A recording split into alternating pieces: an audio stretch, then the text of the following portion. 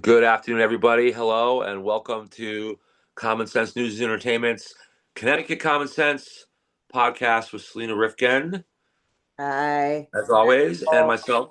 Hello, and Jason Douglas as me, here to talk about a lot of different interesting things. And I definitely want to start off with today with something I hope a lot of people understand and don't overlook.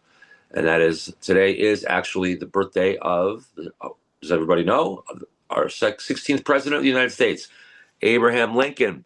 Yes, hey. born 217 years ago today, 1809. And Abraham Lincoln, I want to spend a little time talking about here, I think, to start the show, and I think it's worth it. Here he is. Good old Abe. This was made by a high school classmate of my mother's way back when, the 50s. And I've had it ever since.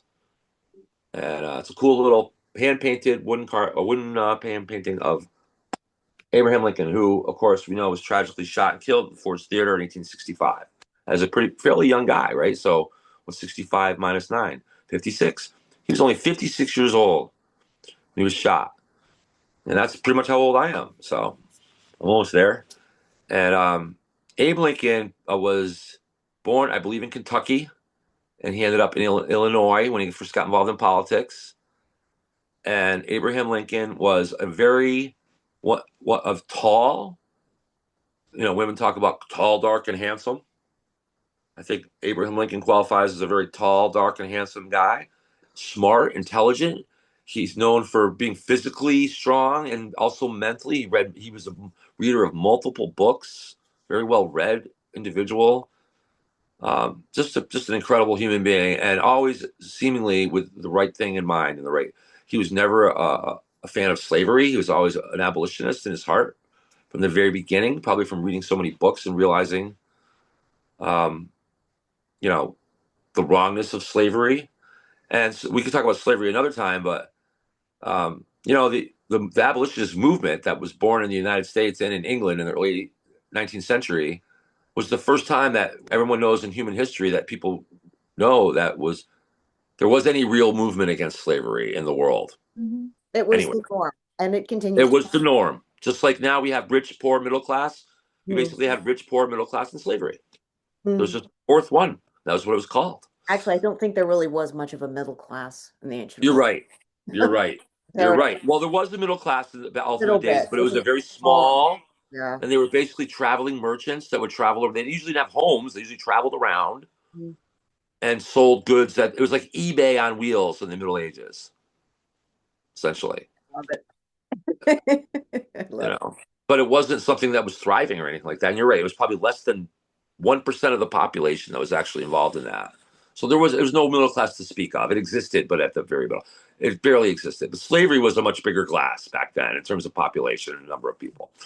So when you talk about when I hear young people talk about how the United States is a bad place because we once had slavery, Yeah, that makes me cringe. it does. And it's like this is obviously something people are getting in school, which is a horrible use of Yeah. So why our we schooling system. I refuse to call it education system at this point because it's not educating anybody.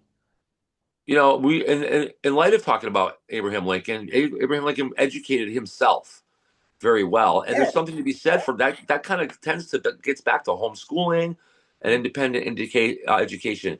The idea of compulsory education that the government, by the way, I think a lot of people think that compulsory education. What I mean by that is you have to send your kid to school every day Mhm. and to a brick building and a government run brick building every day, 5 days a week for literally 6.5 hours a day. I think that what they do Yeah. for most of the year, for 10 months of the year. And people think that's always been the case, or it's been the case for a long time. It only was in the 1940s Mm. and Hmm. 50s when they started doing that. Right. Okay. Started in Massachusetts. Massachusetts was the first state to start doing. Compulsory education. Mhm. Now, I happen to know that at the Long time there was a before lot. that was before the 40s, though. That was Yeah.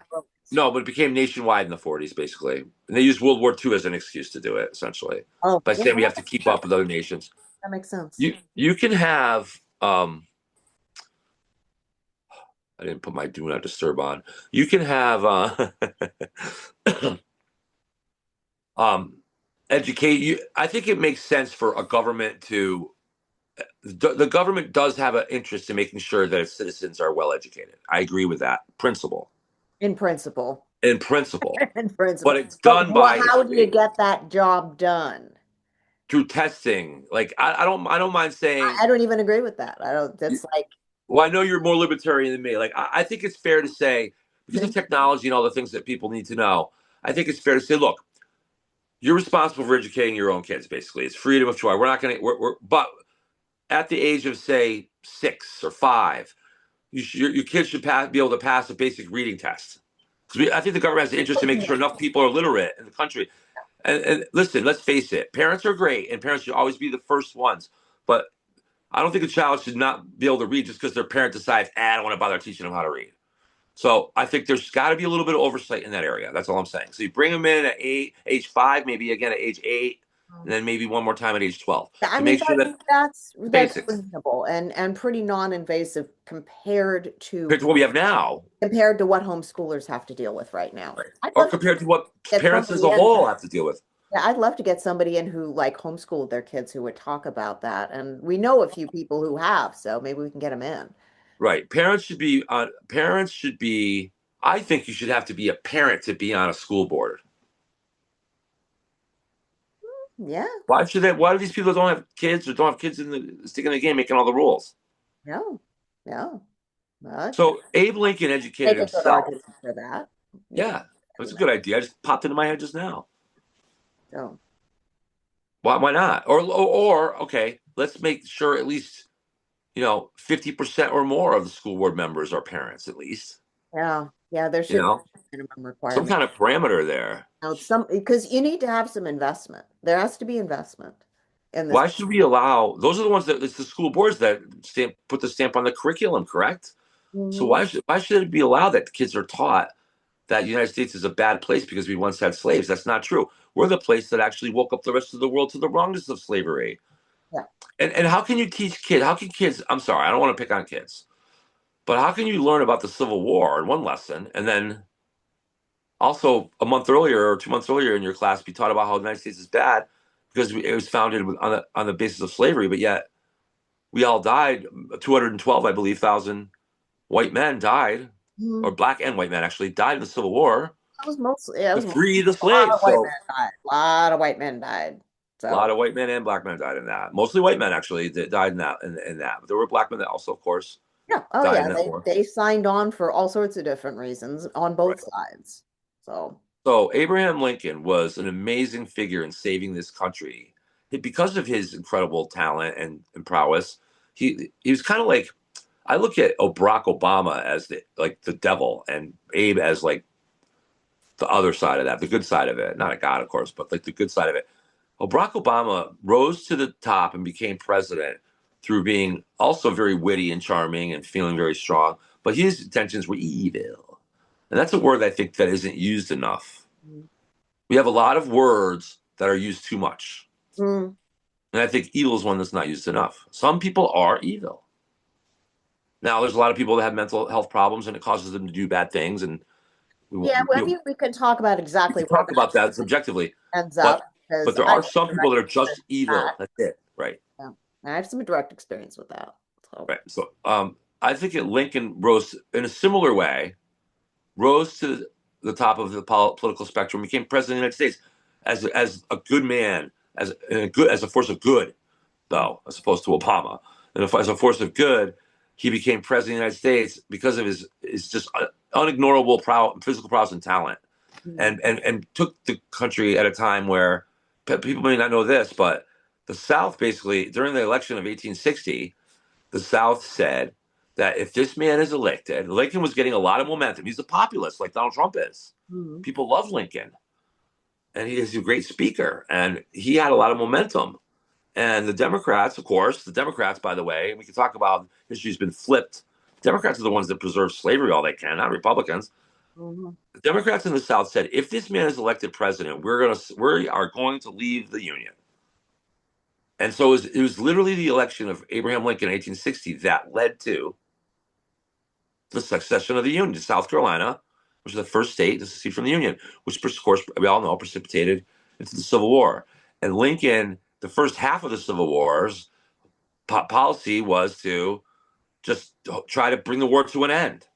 Mm-hmm. And then halfway through, it became let's free the slaves and just do this thing the whole way. Mm-hmm. Because that's what they wanted in the first place. And again, I believe is over 200,000 men and women, but mostly men, well, mostly white men, but of course, others were swept up and died in this too. And Abraham Lincoln was a telltale figure in saving this union. The leadership that he brought saved this country, just the way the leadership Donald Trump is bringing right now Mm-hmm. can save the union again. However, he needs our help. Yeah. I'm gonna bring in the commonly cited estimate for people who the number of deaths from this in the Civil War is Yeah, I'd like to actually know. it's actually around 600,000. Even more than I thought. Is it 212,000 in the No, South? it's And 600,000. oh, total though, in the whole war though, right? Yeah. Does Yeah. it Oh, break it down you by know, North and there was a North and South? that was North and South. That was total. Does it break it down by North? How many Union soldiers? How many? I want to know how many Union soldiers died because they're the ones that fought to free the slaves. Let me find out. Probably less. I'm gonna guess like 250,000. I thought it was 200. The number 212,000 sticks in my head. If that's right, then man, I do have some kind of a photographic memory going on.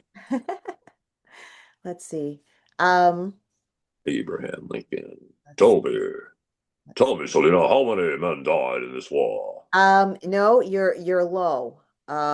Let's see. 260, 280? No, 360 or so. Oh wow, Thousand, what's yeah, that? 110 killed in So action, three, so a third of a 200,000 million. from disease, accidents, and that includes prison deaths.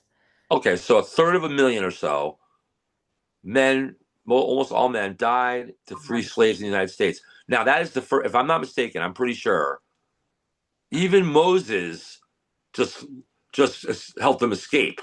Hmm. So the only time in history that I'm aware of that many people fought in an effort to free slaves has ever happened, Yeah. Yep. and that happened here in the United States. Yep. Yeah, that's So I don't want to hear the mouths of any young or old people flapping about the United States being a bad place. We once well, had and slaves. let's not forget the founding fathers going over and taking, dealing with the Barbary pirates Yeah, right. because Which they saved a lot of actually Africans went over there. over to Africa and freed a whole bunch of people that were being held prisoner there, Americans. That's And correct. I don't know the numbers on that. That's a very interesting They story. must have done some wonderful things for a lot of African nationals over there that wanted free trade in the area as well. Well, for about 10 minutes, for as long as they were there. But Right. yeah, if because this, yeah, we can. You know, the country of Liberia is an interesting country that was founded on the principles. It was basically a little mini United States in Africa Mm, that formed mm, uh, based on all the principles that they had learned to happen in the United States. And I mentioned this before, back in places like Africa and in Europe, mm, the regular people, day-to-day people, when they first heard about the independence of the United States and the American citizens and what had happened in the Revolutionary War and the early days of our history, they were fascinated. The books that were written about us by common folks and the talk that would go on in the pubs in Paris and What's of the course the French. bear doing? What are they Yeah, doing? who are these American species? What Weirdos. amazing they were, but it was awe though. It wasn't really weirdo. It was fascination. Cool, Yeah, cool. like they're these free people, these Americans. Like, Yeah, yeah, that you was know, that was very we were very unique and we were very unique, almost interplanetary in perspective. yeah. Plus, we're across this big ocean that most people had never been over. Almost nobody in Europe had, even in the 1780s and early 1800s, Right. even as late as that.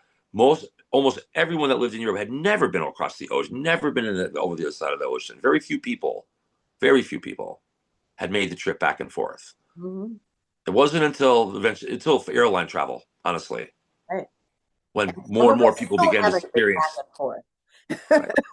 Wasn't until probably the middle to early part of the 20th century where you could then say you could walk around the streets and know a lot of people around you have probably been overseas or whatever, but not before that. So we were an anomaly, a real amazing thing, because this country is an anomaly. And Lincoln knew that, and he knew he had to do what he had to do to save it. Donald Trump is facing a lot of the same things now Mm. with insurrections and things going on in Seattle, Portland, Chicago. Minneapolis. I think at first I was a little upset that let's talk about standing down and whatnot. I think I know what he's doing. I think I it's don't think there's any actual standing down happening. no, that's my point. But we don't need to. I think it's like we don't need to have 100 ice ages marching all together anywhere, though. We don't need that. Hmm. What I think that it had. I think what happened was because of the way they behaved in Minnesota, these insurrectionists, it escalated. Like Hmm. we probably had groups of, 8 or 9 agents running around. But then when we started kicking and hitting at them, they started doxing them and doing all this online stuff, figuring out where they are. Started showing up and being them. Then of course we naturally and rightfully respond with more of our own. And next thing you know, we have these large groups of ICE. Right. It's turning into a war. So I think Trump. I don't want people to think Trump's backing down because I think all he's doing is saying, "Let's just reset." That's all. Mhm. He's not gonna. He's not That's stopping that's anything. the promise that he made the American public. He's going to continue That's that. He's not going to let that exactly go. what he got voted on, and it's what is it? 85% of the public is like on Mhm. board with this, and this is like even if you break it down to Democrat and Republican, it's like Democrats are like yeah, 65% want this to happen. So Right. So even like it's all, and when it comes to polling, it's all on how the question is asked. it is. It So is. if you ask the proper question, you get the. Considering those polls were mostly, well, we'd have to go look on CNN again because they were the ones that tend to report the poll. I love that guy. I don't know his name, but he's the one who Oh, reports. the one guy, the young guy with the black hair that's Yeah, always yeah, talking about yeah. He's the a one guy that looks like he actually is honest enough. yeah, yeah. He's like, look at this poll. He's He's the like, token oh, guy. Like they put him thank up you. there. Yeah, They put him up there so they can say, "See, we're honest." yeah. And Yeah. that, well, It's it's still fine. pretty fun. Yeah, so I get a kick out of watching that guy. So not that I spend a lot of time watching him because I don't. The only time I see the guy is when they cite him on Fox when I watch that. Yeah. But we're gonna have Carl Higbie in town on the 28th. Yeah, are you signed up yet? Because No, I gotta pay for this one. Oh man, I'm a yeah, you cheapskate. gotta pay for this one. Yeah, it's the Connecticut Republican Assembly. And I'm gonna be there. I have signed up. I will I be there. bought my ticket. So, and it's on the 28th. So if you guys want to check it out, it's just look up CTRA. It's at Cadillac Ranch, right? It's at the Cadillac Ranch in Southington. And yeah, Carl Higby's going to be there.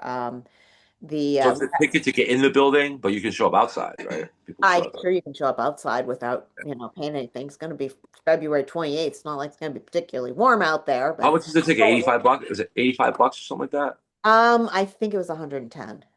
So, yeah, because you have to be a member, but I think that gets you membership for a year, which is fine with me. So, I uh, think I'm already a member. I took the little vow. did you pay for your membership or No, I guess I'm not a member. no?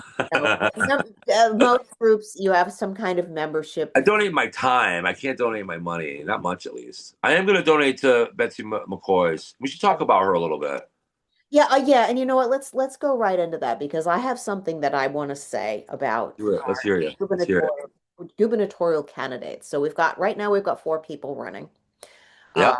and Harry Aurora is the most recent one, and then we've got Betsy McCoy and Ryan Fazio and Aaron Stewart. Now, one of the things I've been hearing is first off, both Ryan and Betsy have been very clear about what they would like to do if they were in office. And Betsy's more clear. She's got a little bit broader look, but Ryan does have, I will give him credit because he does have a good plan on what he would do about energy, and it looks like a good plan to me. So, he's laid out a bunch of points. I don't know that he's got anything else that he's actually, put his foot down about, but hey, it's a good start. What about the cultural stuff?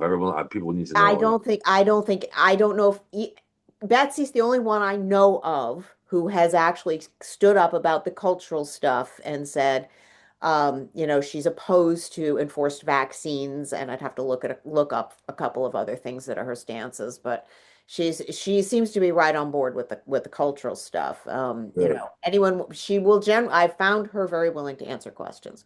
But here's what I want to say about that.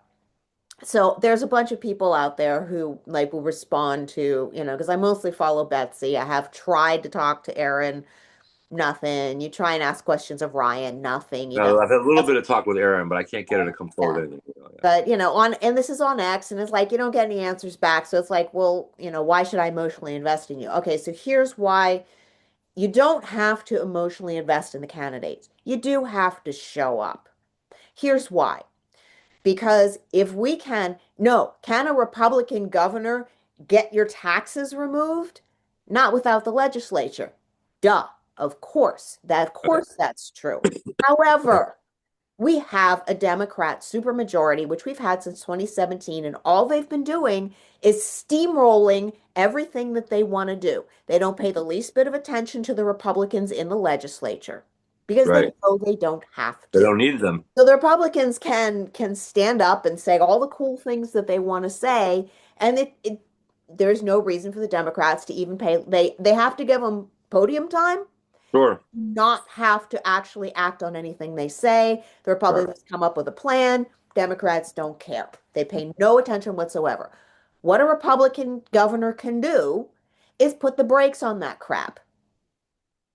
Yeah, and so I probably should And he stop. can veto to force a two-thirds They majority. can veto. They Yeah. can veto and force them to put it back in. So that does help slow roll things. Yeah, but it's not where that's not the standard we want to live by here. And No, it this, is not the standard we want to live by, ideally, but it just may be the standard that we get for the next election. And if Republicans don't get off their asses and get out and vote for the Republican, even if they are not bloody well excited about them. And I Mhm. understand why you might not be excited. I really do understand why you might not be excited. We still don't know who the candidate is because, there's going to be, there may or may not be a primary. We've got a bunch of people, we've got 4 people running now.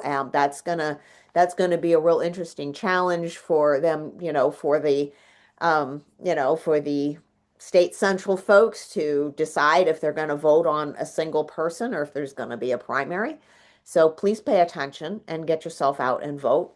Um, there's talk that the Republican Party is the Trump Republican Party nationally hmm, is has a strategy, and that is to lure as many far left wing socialists into primarying their Democratic opponents and getting. They want actually them to get into these general elections. hmm. These far left pundits that are complaining and taking over the Democratic Party, we're luring them in so that we can hammer them in head to head general elections and take a lot of seats for Congress. Now, to me, I don't that know. is a Well, thank very dangerous strategy to undertake, you. especially because of all the election rigging that goes on. But if we can get election rigging under control, that's a great. I think it's a great strategy Yeah. because I don't think a guy like Mondami in a general election, or I don't know, he's the mayor, but another, Hmm. any far left wing pundits in a general election can win in a fair election. Yeah, But assuming that, you don't have something like ranked choice voting, which is just, don't get me started on that. yeah, that's the Minnesota thing, right? No, they actually have it in Maine too. Ugh. Yeah, they have it in Maine. They put it in a while back, and believe it or not, the libertarians were all on board with that. There's another thing that bothers me. And it was largely, it's like the argument was, oh, because you can get third party candidates on the ballot. And it's like, wow, that's so much better. And that might be when Maine really started turning to the right, but whatever. Well, here's another thing that really bothers me. If it's true, and I think it is true, according to the United States Constitution, the federal government has no regulation over any state elections. Now they can regulate Lancia's election and DeBarros, and we can get help on those areas. And of course, but not for governor, and not for we can get help with Murphy and Well, Blumenthal, yeah, not for governor, not for any of our own assembly if seats. if they can straighten out the elections federally, because then it's like, are we then going to start having, we already have local elections, and my guess would be the state legislature, the next thing they'd want to do is say, oh, we're just going to move all of our state elections over to the same time when we do the local elections. Mhm. Because it's like you can't have two separate systems for national and local. So it's like if you've got the national, in one particular being done in one particular way, then you pretty much have to do anything that's happening at the same time with that. because otherwise it's just mayhem and no one's going to want to do it. You're just going to get public outcry. But they could say, "Oh no, we're just going to move everything over to, all state is going to be like in on odd numbered years like it is right now in Connecticut anyway." So I mean that would be their next move if they manage to, clean up federal level elections, which would be a good start. It would be a good start. Well, Um, yeah, I mean, obviously that would help on the federal level. So, and but I think yeah, that you're right. In turn, it would create pressure on the state level, a yeah, lot more pressure on the state yeah. level. And so this is incredibly, Another thing that's got to go is the early voting. yes, agreed. Agreed. That's it. The No. problem with that is it's the problem with it Oh, they is cheat. people like it. Oh, they cheat. I know, but the problem with getting rid of it is people like it. Americans are so love their convenience and they're just like it. People like it. People like the early voting. They can just gives them flexibility in their schedule. And we're so spoiled as people, Americans. We're so spoiled. Well, I did go out and It's widely accepted. I mean, I did go out and vote early this last I election, did too. I confess too. I voted in the but last local. but if No, not I the if local I election. The if last I in 24, I voted a week early. it should be a federal holiday. Just it should just be a I federal. agree. I agree. I Yeah. agree. Well, first, we got to get it. I don't think we can make it into a federal holiday. That's the way to seal it. First, we have to pass a constitutional amendment that says voting only counts on that Tuesday, except for extenuating circumstances. Well, considering what a hard time the Senate is they're having getting the SAVE Act into the Senate, and I have an update on that. So, Mm, got uh, bad senators in there, so Republican we back. have the SAVE Act, and then we have the Save America Act. They're two separate things. The SAVE Hmm. Act is one that is the first one they've been fighting for that, and it's just been so Anna Paulina Luna, who is amazing, by the way. I think I'm a fangirl now. And she and I guess the Speaker of the House put together the Save America Act, which actually is more stringent than the Save Act and has some additional qualifications. And so they're pushing that at the Senate now because the Senate's been digging that's like the SAVE Act has been stuck in the Judiciary Committee. So now they're going to basically what the House is doing is they're going to keep throwing bills like this at the Senate until one of them freaking passes. I'm stuck in committee. Yeah, yeah, and she said we will attach it to a funding bill if we have to, but this is she's like, no, this is going. She's just absolutely no, this is going. Um, so the nice thing is that the Save America Act it currently has 47 senators that have signed on to it, and there was like three new ones today, including John Thune, who is the Senate Majority Leader. Okay. He's the one who's been digging his heels in about all this. Who's the one? Who's Collins won't sign it. Yeah, She's probably one. Collins, Mitch McConnell, Rand Paul. Murkowski, Alaska senator, and she's actually keeps talking about flipping to Democrat. But that's okay. Yeah. Fetterman keeps talking about flipping Republican. Yeah. Yeah, and so we're gonna see what happens with all that, and I don't even know how those freaking. We're gonna need clean elections, at least cleaner elections, and we're gonna need educated voters Mhm.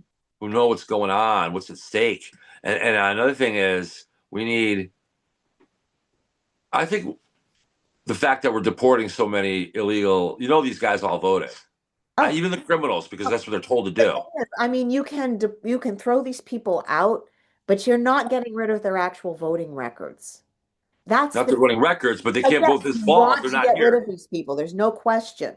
But they are probably not in Connecticut. They are not what's physically going and voting.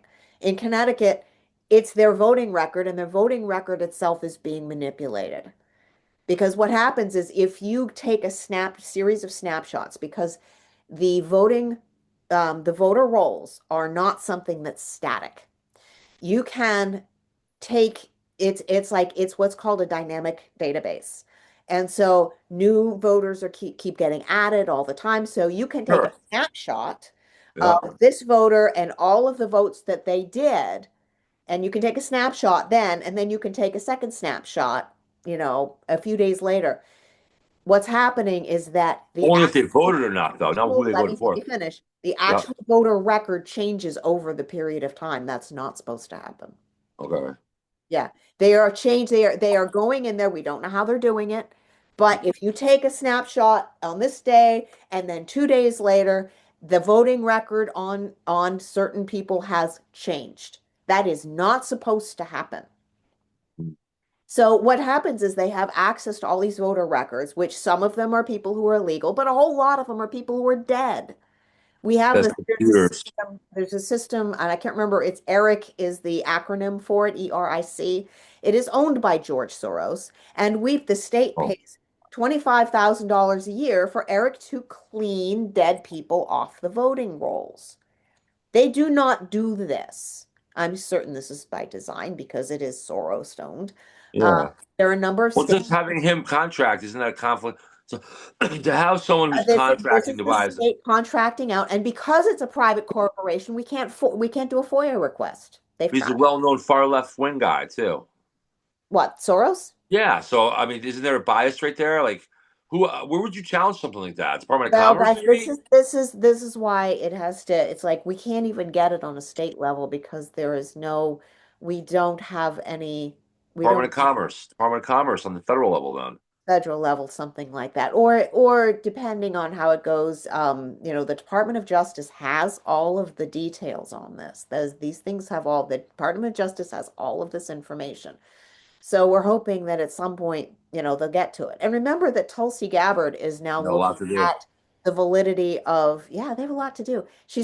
Tulsi Gabbard's looking at the machines as a hazard, Potential fraud. not fraud, because that's not what she deals with, but national security. Because if our elections are being rigged through the machines, which they are, and we have Of course, proof of that, they you are. know, Yeah. that's why we went into Venezuela. That's why So we this is because the election fraud was going through Venezuela. That is a national security issue. So big she's time. taking that on, and those machines are not secure. They're not secure. So It's it's hard to say this in the year 2026, not. but in a computer age, but we really fair elections really need to be done on paper still. Mhm. We need to go back to hand count votes, which is Yeah. not that complicated. No. You start We were after doing that as after recently the. as 2004, 2008. We were still doing I'm hand sure counts. there are still some states that do it. I would be willing to bet that there's still some There states. are, because in the last election we'd hear about Oregon still does it, I think. That, Of all, even though it's a blue state, I think they still do it. Because there were some states that are saying we have to wait longer for results because they're hand counting them still. mm, There's only a small number of them, I think. yeah. So But everybody, I think as recently as 2004, if I want to say, or 2008 even, that all the states were still hand counting. yeah. Connecticut was hand counting then. Do you remember the old machines with the Yeah, with a lever? lever. Yeah. Yeah, and you can't rig that really. Yeah, I don't Because think that's it exactly creates a physical impression. how. It creates Okay. a physical impression on the ballot, so you can't really redo that. Really, even when Gore, remember when Al Gore and Bush had that close election in 2000? The They're talking about the hanging hanging Chad thing? chads. Yeah, the hanging Chad thing. Those were from the. That's what that is. Uh, Or oh, something here, similar to okay, that. okay, let's see. Let's see. A small number of jurisdictions use hand counting for ballots. Uh, Small number. yeah, hang on. I'm looking. Let's see what we got. Um, and it's not the entire state, in some of them. It's usually single precinct municipalities. There's some in Maine, there's some in Massachusetts, New Hampshire, Vermont, Wisconsin. There's some counties in Arkansas, even in California, Nevada, and South Dakota, but it's not entire states. Um, I don't. There's no entire state that says we Yeah, all got a yeah, there hand doesn't count. seem to be any entire states where that's the case You know anymore. what this smells it smacks up to me? We're gonna need constitutional amendments here. We're gonna need a But voter constitutional amendment. until we get the elections clear, I wouldn't sniff something. We weren't going to be able to sniff something because constitutional amendment requires even more agreement than this voting thing that we're No, I fighting. know, but I mean ultimately though, we're gonna need that. Ultimately, that would be great. Ultimately, I'd like to see this stuff enshrined in Connecticut's constitution. And You mean the one that they wrote in 1967 during the socialist movements of the late yeah, 60s? That one? yeah, that. I'd like to see some adjustments made, but the I'd like to problem see a is whole new we don't one have any written. lawyers in Connecticut. Forgive me, any lawyers who think that you're awesome, but maybe you'd like to step up and help out with helping fix the state. So if you're a lawyer and you think I'm full of crap about my opinion about the Connecticut Bar Association, which isn't particularly high right now, step up. I'd love to be Let's proved show us why. Show us why we're wrong about it. wrong. Show It's us why we're corrupt. wrong. We'd love to hear about it because it would give us a lot of hope. Thank you very much. Because yeah. Well, just the way MTV doesn't really play music videos very much anymore. Uh-huh. So does the American Bar Association, not really have anything to do with Judeo-Christian principles anymore.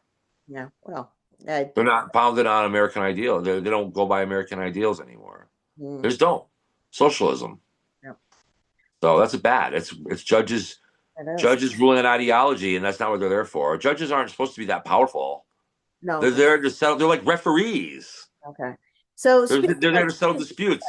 and I know you're going to have to get out soon, so I'd I like do to. only have a short time. I have about 5 or 10 minutes left at the Okay, most. so I'd like to, speaking of, you brought up judges, and I'd like to bring up some of the research that I picked up yesterday because I'm doing all of this research. And one popped up in one of the podcasts that I listened to yesterday. And so we were talking about men and women. So I want you to think about this information in the context of all the female judges that are out there. So there was a study done in 2006. It's a smaller study, but it's been cited like a couple thousand times. So that means that people look at this study and go, yeah, that's pretty cool. That like makes total sense. We can use that. It's verified further out it makes sense in the structure of the overall theory of human behavior. Hmm. So the upshot of this study was that if you have people who have a preconceived notion about whether or not someone's behavior is fair, and they set this up as part of the study, it was a little complicated. So if you're looking at someone and you've seen them do something, and so you would judge them as a person as being a fair person or a not fair person. And so Hmm. you have that preconceived notion in your head, and then you see them getting hurt in some way, say they're getting beat up by a bully or something. Right. Then do not feel empathy for that person who was unfair. Women do. Yep. They do. It was pretty robust. Female judges are too sympathetic to criminals. Yeah, and that was actually the final statement in the study was that this has implications for the maintenance of justice in a social setting. Hmm. And Interesting. it's like, so that begs the question of, is it really a great idea for women to be judges? And so it's like, so that's, if you start bringing in some science into this and maybe there needs to be some. Or you just say, or you could just say, there has to be more. Uh, I think that certain penalties, certain violent crimes that are committed, there should be Yeah, I mean, more minimum sentences. Like yeah, well, like yeah, I judges, mean, you can have sentences put yep, into law. tie the hands of the judge. They can. There could be some psychological, because not all women, I mean, this was a small study, so you'd have to do a larger study. And it was Yeah. in 2006. No one's No, done it a makes sense follow-up though. It study. makes sense. Yeah, there should be a larger follow-up study. Look at all the letters that insane criminals get in jail from women that Oh want yeah, them to be that's their man, even honestly though they're that's in jail. so disturbing. That is, Right. but how many how That's one many of those head scratchers. how many judges who have let um especially the illegal alien criminals just off the hook. And so how many of those were women? And I keep seeing pictures of women female judges who have let these people off the hook. Is that the one? Was it the judge? Was it Minnesota? Was the state or Illinois where earlier last year, where she snuck the immigrant guy out the back door? Now she's going to go to jail for that. Oh, By the way, yeah, yeah, she is. And I think that was I Minnesota. don't Actually, remember exactly where that was. I it's don't. one of those Midwestern states. Okay. So, But remember that one? So there you go. There's another example of exactly what you're talking about. She's actually going to do time for that. They're still negotiating that, but I heard that Yeah. She's going to be doing some time for that, at least Yeah, 18 months. I heard. and this is why, this is where, Good. you know, females, women, it's like all of ethics writing, almost all of the ethics writing that you will see has been done by men and pretty much for men. And it's all about, how to self-control and violence and stuff like that. And very little of it, if any, actually addresses women and our personal failings. This Hmm. makes sense because women weren't in control. But we have a lot more control now. We have a lot more agency, and therefore we have more responsibility to know Hmm. who we are and how to control our worst impulses. Hmm. Matters. So, Yeah, it does matter. are we there? That's a challenge. That's a challenge for I think most women, honestly, and that goes for Challenge for human beings. It's just right, of we have a course, slightly different challenge than men do. No, a we don't little bit. worry about being over. Most of us don't need to worry about being overly aggressive. We Yeah, have women in other issues general probably have to learn have that a we little more learn absolutely need to learn how to deal with. how to separate the emotion from the decision. Sometimes I think is what it is. A lot of Yeah, times, I mean, or yes. at least compartmentalize it. Yeah. I mean, men have to do the same thing. You have to, Sure. you have to back off I'm of, doing it right now. Everybody's got family things. I got family things going on. Everybody's got to do that. like, you Everybody's. have It's to not just the stop women. yourself from punching some guy who desperately needs it. Fine. I So know one. need to like step back and say, maybe that person actually deserves some kind of consequence for that rotten behavior, Right.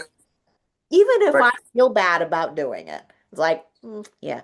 So, are we there? Because you I got think we're there. I do have to run, and we are there. It's been very busy lately with a lot of things going on, so I do have to run, and so therefore, I think we'll wrap it up for today. A little bit shorter than normal, but I think it's been good, short to. but sweet, and hard hitting, and we got more to talk about coming up on Tuesday. Okay. You and Jay most likely Tuesday. I'll maybe be there too. We'll see what happens, but um, and in the meantime, I guess we'll go ahead and check us out. All right. Take us out. Okay. Well, thanks for joining us. Thanks for joining us, everybody. Common Sense News and Entertainment. This is the Connecticut Common Sense podcast edition. Soon we will be on more and more as we go along. So we're hoping for more and more, more and more and more news and information and facts. Till then, God bless Connecticut. God bless America. Bye, everybody. Bye, everybody.